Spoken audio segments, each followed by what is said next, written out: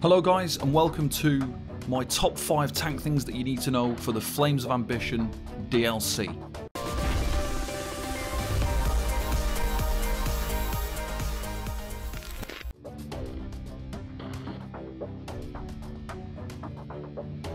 So number 1 is armor weights. Now for main tanks, 7 heavy is the play this patch. Why? It's the huge mitigation benefits. 511 is not needed anymore because we have huge stats already thanks to the increase in the base stats once you reach level 50.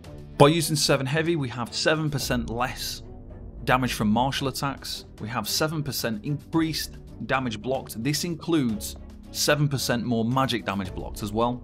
We have 2,402 extra resistances, spell and physical. This seems to have quite a good impact. Resistances seem to have a bigger impact now on damage taken compared to what they did last patch. We have huge sustain benefits from 7 heavy, so the tenacity CP is gone. We've lost sustain from heavy attacking because of the tenacity CP. However, there is no heavy armor passive bonus cap at 5 pieces now. You can wear 7 pieces of heavy armor and you'll get an extra 8% magicka and stamina restored from your heavy attacks, for a total of 28% more resources from every heavy attack. We've also got the Constitution passive, which is amazing. With 7 heavy armor, you get an extra 216 more magicka and stamina back every 4 seconds. That's a total of 757 resources when taking damage every 4 seconds. Switching from 511 from last patch to 7 heavy this patch means that you'll now take 43% less physical damage and 27% less magic damage if you're 1100 CP. That is absolutely insane. Huge damage decrease, definitely worth using 7 heavy. For off tanks, 5 medium, 2 heavy. Off tanking just got a lot easier. 511 last patch versus 5 medium and 2 heavy this patch is 13% less damage from physical attacks and 5% less from magic attacks. So medium armor is now basically the same as using heavy armor last patch, which is absolutely unbelievable. Dust off that powerful assault body pieces, get them used this patch, guys. I was massively against the last few patches because it was hard for tanks to use it, especially if you were not an experienced level, top level player, really experienced at tanking, and you've also got great healers and a group around you. Now it's 100% possible, viable and advised for off tanks to go with a medium armor set if needed, since it's so easy and your max health is the same as a tank last patch. So even in 5 medium in a group, in combat, you'll have about 40k health or close to, which is crazy. So medium armor tanking is definitely in for this patch for off tanks and even for some main tanks in certain situations to improve damage. Light armor tanking. So when using heavy armor, ignore the increased damage taken from magical attacks by 1%. It is irrelevant. We've gained 10% base mitigation. We have the heavy armor bonus that increases the damage we can block by 1% per piece, so 7% with full heavy, and all of the extra resistances as well by using heavy armor. This includes spell resistance. Light armor on a tank is stronger now than it was last patch, but this does not mean you should use it or it serves any real purpose or value as a tank. For main tanks, you will almost always use Yolnahkriin in group content. It's the best heavy armor set in the game for group content. There is no logical reason to switch to a light armor set. Not at all for main tanking. If you decide to use 7 light armor in somewhere like Cloud Rest, you would take 17% more damage than if you would have used 7 heavy.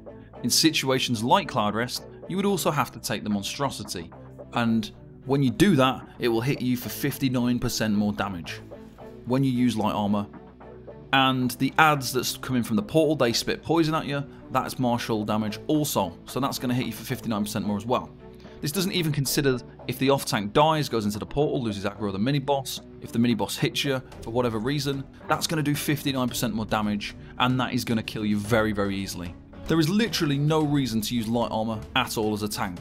There are extremely precise situations in endgame teams where an off-tank might use light armor for something such as the Yolnahkriin fight in Sunspire hard mode, All they're doing at that point is tanking one Iron Servant. And then they're using ranged buff sets, so something like Olyrim and Martial Knowledge to buff the group while they play at range, so they can keep the range, they can add damage to the group, and they're keeping that one add away from the group. So that is the only time I would consider light armor.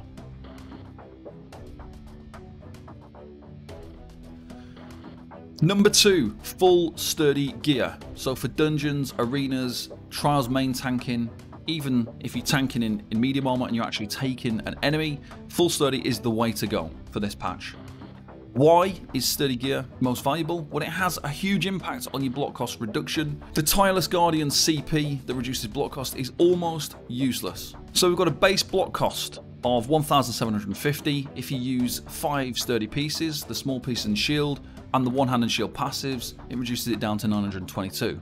10 points into Tireless Guardian should reduce your block cost by 20 points of stamina, but block cost becomes 912, which is only 10 less. So it doesn't actually have the value that it says. It's much less because of how it's worked out within the whole system, behind the scenes, in the calculations. The CP just doesn't work effectively as it should. So it's a waste of champion points to put 40 points into Tireless Guardian. Unless you've got spare CP, then it's worth using. With 7 sturdy, you will get 784 block cost. So adding the 3 extra sturdy pieces drops your block cost by 138 stamina. If you go 7 sturdy and 40 points into Tireless Guardian, it goes down to 748, which means you're spending 40 CP and it reduces the block cost by 36 stamina, and it should be 80, so it's not even worth it. If you go Imperial and you've got 7 sturdy and 40 points into Tireless Guardian, your block cost drops down to 683. Because of the Imperial's Red Diamond passive that reduces the cost of all your abilities by 6%, this includes block cost. If you still struggle with your block cost after that, go with 1 bracing enchant.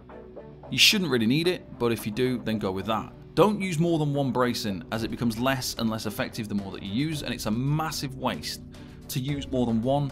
It really heavily damages your sustain in other areas by doing that as well. So why drop Infused? Well, with 7 heavy and full sturdy, we lose 324 magicka and stamina and 357 health by switching 3 pieces from Infused over to sturdy, but we gain more sustain from the sturdy pieces. When I switched my gear from Infused to sturdy, I lost a total of 552 health and 245 magicka and stamina from switching 3 Infused over to 3 sturdy. We have to consider the fact that we gain 4,042 more base magicka and stamina and 7,256 base health, so dropping a few hundred stats by switching from Infused to sturdy to gain more sustain is much more valuable. Go full tri-stat on your gear. There is literally no point in focusing into one stat, as all stats are now so high. It's best just to spread them out and go with tri-stats to spread between all 3 resources. It's the best way to go. It's more valuable than focusing in on one particular stat.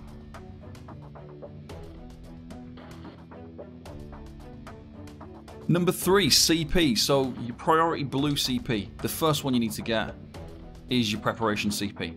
Reduces your damage taken from non-player attacks by 2% per stage, 8% damage reduction. This is your number 1 priority for your blue CP. For your red CP, your number 1 priority is fortification, increases your block mitigation by 6% when you put 45 points in there. This has the biggest impact along with preparation, but on the red CP side of things. Those CP provide the most value and appear to be the most effective, so you need to get them as soon as possible. Another thing is, don't forget to slot your CP passives and confirm them.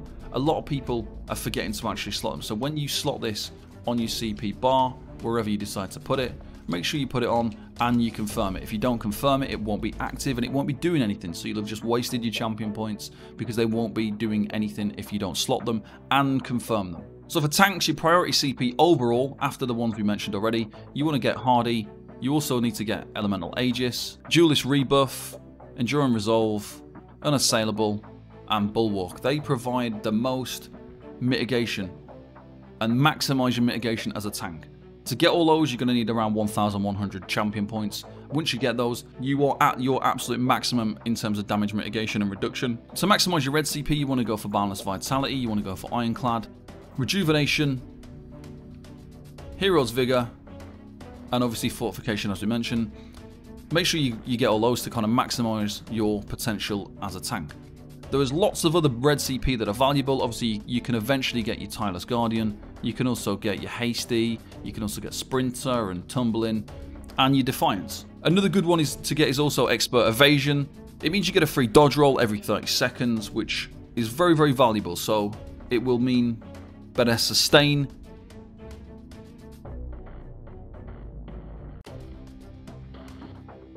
Number 4, the new monster set. In Kratos' Behemoth, a must-have set for all tanks. It's a Magicka damage buff set. It boosts flame damage done to all enemies inside the AoE it creates by 5%. In most situations it's needed by the main tank, sometimes even by both tanks for things like the VHOF triplets, the VMOL twins, and other places where the group has to separate.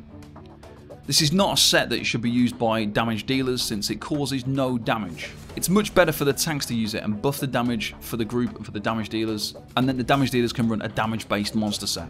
Healers might also sometimes use this in situations where tanks are out of range.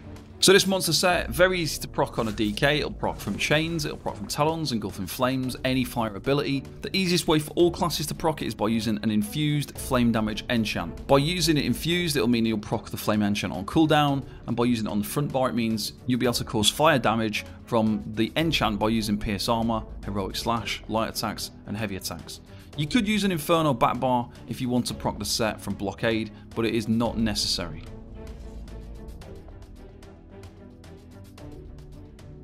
Number 5, back bar weapons. So you're mostly just going to use an Ice Staff now for a tank.